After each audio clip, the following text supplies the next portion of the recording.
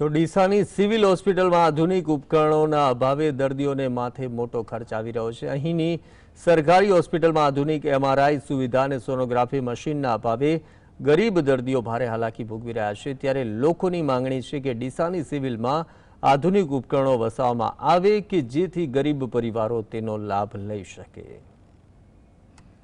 Deesa civil hospital કે જે બનાસકાંઠાની એક મોટી સરકારી હોસ્પિટલ હોવા છતાં હજુ પણ એમઆરઆઈ અને સોનોગ્રાફી જેવી આવશ્યક તબીબી સુવિધાઓથી વંચિત છે। આના પરિણામે દરરોજ સેંકડો દર્દીઓને, ખાસ કરી આર્થિક રીતે નબળા લોકોને ખાનગી હોસ્પિટલમાં ઊંચા દરે તપાસ કરવા માટે ધક્કા ખાવા પડે છે। ખાનગી હોસ્પિટલમાં એમઆરઆઈ કે સોનોગ્રાફી જેવા સામાન્ય ચેકઅપ માટે પણ 4 થી 5 હજાર રૂપિયાનો ખર્ચ થાય છે।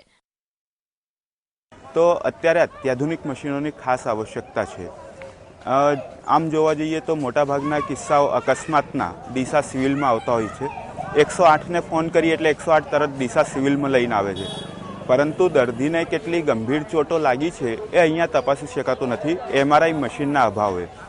એમઆરઆઈ મશીન ના હોય તો એવા કિસ્સાઓમાં દર્દીઓને બહાર જવું પડે છે અને એમઆરઆઈ કરાવવું પડે છે। એમઆરઆઈમાં 3000થી લઈને શરૂઆત જ 3000થી થાય છે, પછી જે પ્રમાણેની તપાસ હોય એ પ્રમાણેના ખર્ચાઓ ગરીબ અને મધ્યમ વર્ગના દર્દીઓને કરવાના થાય છે।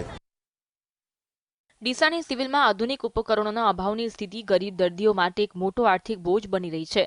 ત્યારે દર્દીને ખાનગી હોસ્પિટલમાં મોટા ખર્ચમાંથી મુક્તિ મળે અને તેમને સસ્તી તથા સુલભ સારવાર ઉપલબ્ધ થાય તેવી માંગ છે। એમઆરઆઈ સહિતના જે મશીનો છે ઉપલબ્ધ ન હોવાના કારણે ખાનગી હોસ્પિટલમાં 3000થી શરૂઆતનો જે તબક્કાનો ખર્ચ છે તે બાદ ખર્ચો વધતો પણ હોય છે।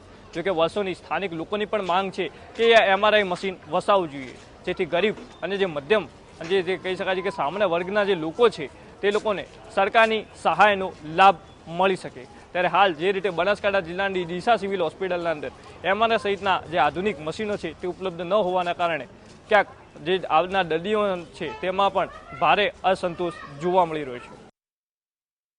ડીસા સિવિલ હોસ્પિટલમાં આધુનિક તબીબી સુવિધાઓ વહેલાસર ઉપલબ્ધ કરવામાં આવે છે, જેથી ગરીબ દર્દીઓને વધુ સમય સુધી ખાનગી હોસ્પિટલમાં ખર્ચ કરવા મજબૂર ન થવું પડે।